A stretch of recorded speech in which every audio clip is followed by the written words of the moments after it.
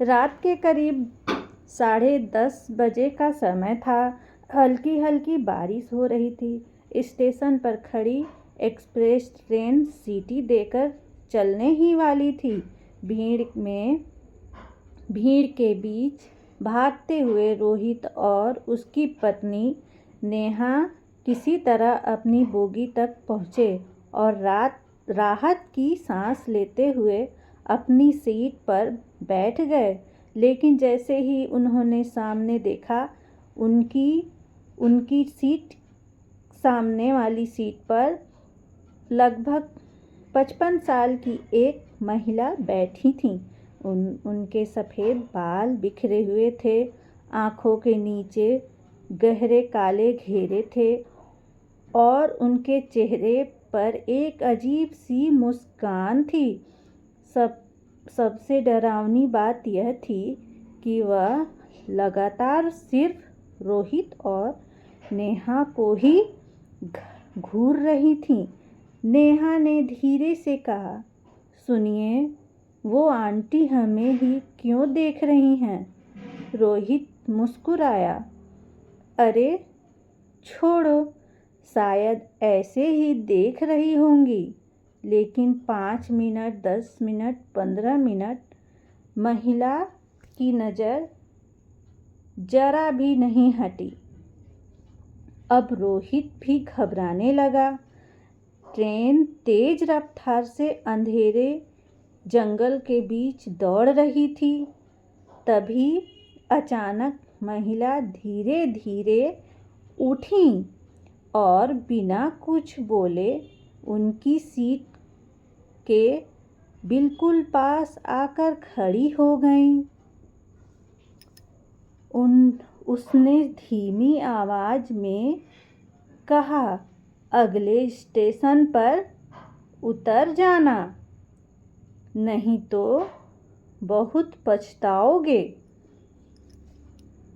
इतना कहकर वह वापस अपनी सीट पर बैठ गईं। रोहित और नेहा एक दूसरे का चेहरा देखने लगे। ये कैसी अजीब बात कर रही हैं? नेहा का चेहरा डर से पीला पड़ चुका था। थोड़ी देर बाद टीटी आया। रोहित ने इस महिला की शिकायत की। टीटी ने सामने देखा, फिर हैरानी से बोला, कौन महिला?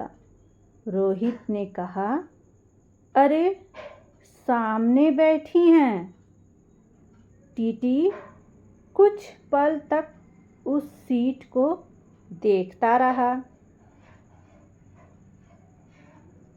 सर, वहाँ तो कोई नहीं बैठा है। रोहित और नेहा ने उधर देखा, सीट बिल्कुल खाली थी। दोनों के हाथ पांव कांपने लगे। अभी तो यहीं बैठी थी। टीटी मुस्कुराकर आगे बढ़ गया। दोनों ने सोचा, शायद थकान की वजह से भ्रम हुआ होगा।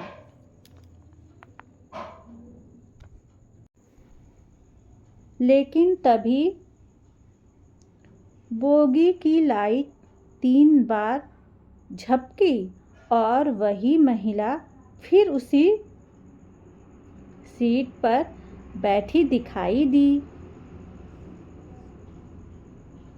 इस बार उसके चेहरे पर पहले से भी डरावनी मुस्कान थी। उसने फिर कहा,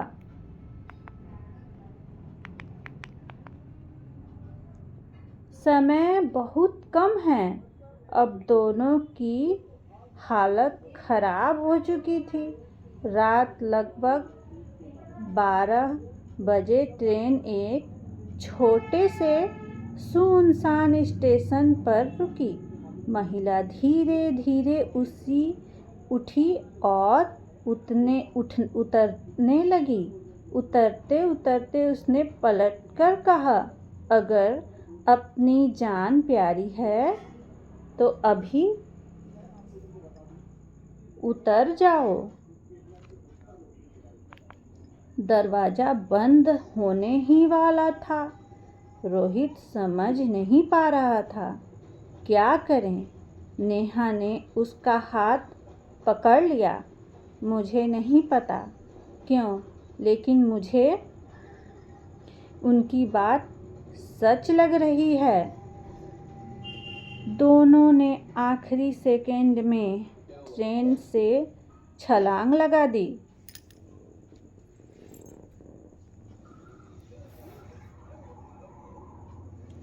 ट्रेन सीटी देती हुई आगे बढ़ गई। स्टेशन पर सिर्फ एक बूढ़ा चौकीदार मौजूद था। उसने दोनों को देखकर पूछा, तुम लोग उतर गए? रोहित ने पूरी बात बता दी। चौकीदार का चेहरा अचानक गंभीर हो गया। उसने पूछा, महिला के माथे पर लाल रंग का बड़ा टीका था? हाँ। सफ़ेद साड़ी पहनी थी? हाँ। चौकीदार कुछ पल चुप रहा, फिर बोला, आज से ठीक 5 साल पहले इसी ट्रेन का उसी रूट पर भयानक हादसा हुआ था। उस हादसे में एक महिला की मौत हो गई थी। मरने से पहले वह पूरे डिब्बे में लोगों को बार बार सीट बदलने और उतर जाने की चेतावनी दे रही थीं, लेकिन किसी ने उनकी बात नहीं मानी।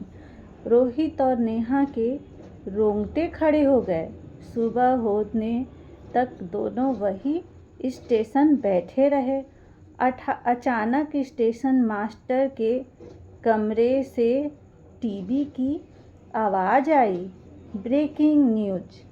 रात वाली वही ट्रेन आगे जाकर पहाड़ी मोड़ पर एक बड़े हादसे का शिकार हो गई थी। कई डिब्बे पटरी से उतर गए थे। रोहित और नेहा के हाथ से पानी का गिलास गिर पड़ा। दोनों समझ चुके थे, जिस महिला ने उन्हें बचाया था वह कोई साधारण इंसान नहीं थी। कुछ दिन बाद दोनों ने उस महिला के बारे में जानकारी निकालनी शुरू की। काफ़ी खोजबीन के बाद उन्हें उनकी पुरानी तस्वीर मिली। तस्वीर देखते ही दोनों के पैरों तले ज़मीन खिसक गई। वह वही महिला थी, लेकिन कहानी यहीं ख़त्म नहीं हुई। तस्वीर के पीछे एक लाइन लिखी थी, जिनकी किस्मत में अभी सांसें बाकी होती हैं, उन्हें मैं हर हाल में बचा लेती हूँ। रोहित और नेहा ने तय किया कि वे उस महिला की आत्मा की शांति के लिए पूजा करवाएंगे। वे उसी पुराने स्टेशन पहुँचे। वहाँ एक छोटा सा मंदिर था।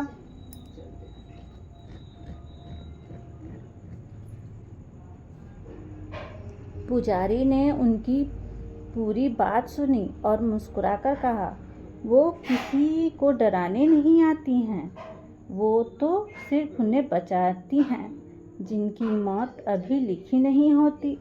पूजा खत्म होने के बाद दोनों वापस लौटने लगे। तभी स्टेशन पर लगी पुरानी घड़ी उनके अपने आप बजने लगी। हवा तेज लगने लगी। रोहित ने पीछे मुड़कर देखा। उसी प्लेटफार्म पर वही महिला खड़ी थी। इस बार उनके चेहरे पर डर नहीं बल्कि एक शांत मुस्कान थी।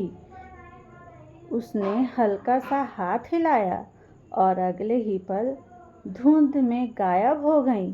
रोहित और नेहा की आंखों में आंसू आ गए। उन्हें एहसास हो चुका था कि कभी कभी जिंदगी में हमें ऐसे लोगों से मिलवाती है जिनका अस्तित्व समझ से परे है। लेकिन कहानी का सबसे बड़ा रहस्य अभी बाकी था। 1 महीने बाद रोहित को मोबाइल पर एक अनजान नंबर से सिर्फ एक मैसेज आया, इस बार बच गए लेकिन अगली बार लालच मत करना। रोहित हैरान रह गया। उसे याद आया कि उसी यात्रा में उसने जल्दी पहुंचने के लिए सुरक्षा नियमों की अनदेखी की थी और बिना सोचे समझे जोखिम उठाया था। उसने नंबर पर कॉल किया लेकिन जवाब मिला, यह नंबर अस्तित्व नहीं है। उस दिन के बाद रोहित और नेहा ने कभी उस रहस्यमयी महिला को नहीं देखा। लेकिन जब भी वे ट्रेन में सफ़र करते हैं, सामने वाली सीट को देखकर उन्हें ऐसा लगता है जैसे अदृश्य निगाह अब भी उन पर नज़र रखे हुए है। धन्यवाद। अगर कहानी अच्छी लगे तो मेरे चैनल को लाइक, कमेंट, सब्सक्राइब ज़रूर करें।